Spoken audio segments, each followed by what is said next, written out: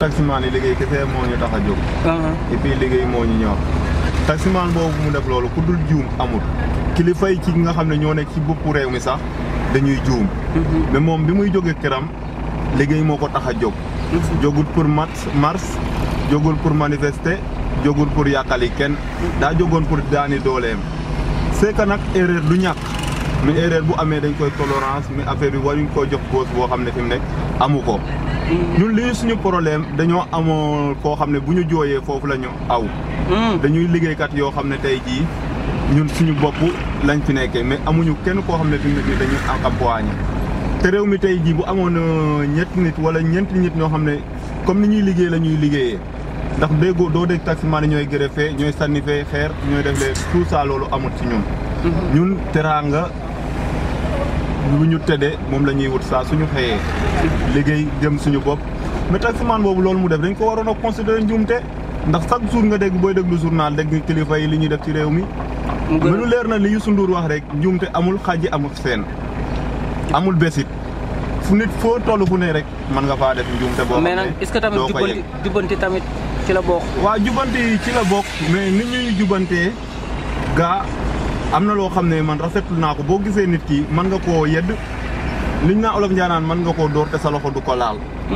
taximaan bi loolu mu def am na neneen noo xam ne buñ ko defoon moom dina ci am kersa boo xam ne bu ko moromam gisee liñ ko def loo xam ne niñ ko yare keneen dootu ko xalaat.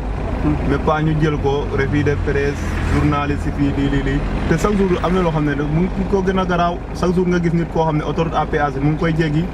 mais yooyu yëpp ñu ngi koy gis di ko moytu di ko accepter xam ne lii nit ci boppam moo matut. il faut ñu tollooreel affaire bi nag ñun xam ne ñun taximaan yi ay liggéeykat kese lañ.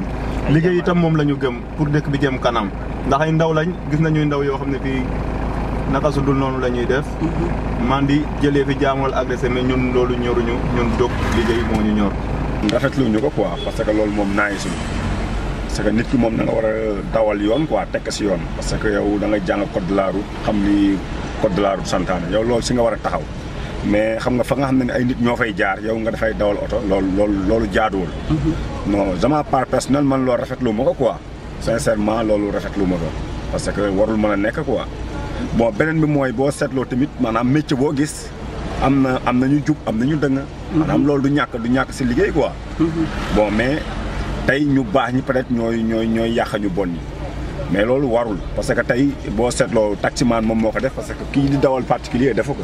taximaan moo ko def kon taximaan ñoom la ñuy war a adressé bon di lancer message sama gars yi itam foog ñu bàyyi loolu xel vraiment liggéey bi ñu setal ko xam ne aussi suñu njariñ la quoi suñu njariñ la ñun ñoo siy jariñu ñun ñoo siy liggéey kon war nañ mën a éviter yenn yi quoi donc parce que lu xew dañ naan taximaan yi donc ñun rek daawalu ñu si tali bi ñun rek nekk ñu fi quoi mais kon suñu liggéey war nañ ko sellal teg ko si yoon ba nga xam ne ku ñu gis aussi dinañ jox respect dinañ jox cër. permis te 45 jours. kooku day métti ci moom métti ci ay njabootam. waaw loolu moom war nañu day sàkku ndimbal nag ci loolu pour ñu mën cee dimbali. ñu sàkku nañu ci kaw ñëpp nag lu ci waay maa jàpp rek nga jàpp nañu te yàlla tax rek waaw ñu jégal ko te yàlla tax. nga taximaan boobu. def na loolu mais boo gisee mu def ko. benn li ko waral ñaar la. benn bi ñàkk xam la fi mu jaar bi ñaareel bi mooy gis na ndox mi foofu mu tiit yaakaar ne fii bu fi duggee otoom dana yàqu mu yéeg ci kaw bi nag li ko waral lépp ñàkk xam la ndax daa xamul waaw mais warul yéeg ci kaw. parce que foofu du pour oto pour nit la waaw loolu mooy ñàkk xam bi ñaareel bi mooy gis na ndox mi bari. mu tiit yaakaar ne bu duggee ci ndox mi rek otoom yàqu. mu yaakaar ne war naa mën a jaar foofu mu jaar foofu. kon daal nga jàpp ne moytu moo ko yóbbee lool. moytu moo ko yóbbee ak bañ a yàq mais xamul woon ne fi mu jaar waru fa jaar. kon lan ngay wax ñi jël tey nag boole lépp nag teg ko ci kaw taximaan yi ne taximaan yi. waaw xam nga taximaan moom moo mel noonu. ndax taxi daal mën naa ne la taximaan booy boo ma ne la ndeyam dong ko bëgg. yaayam dong moo ko bëgg keneen bëgg ko.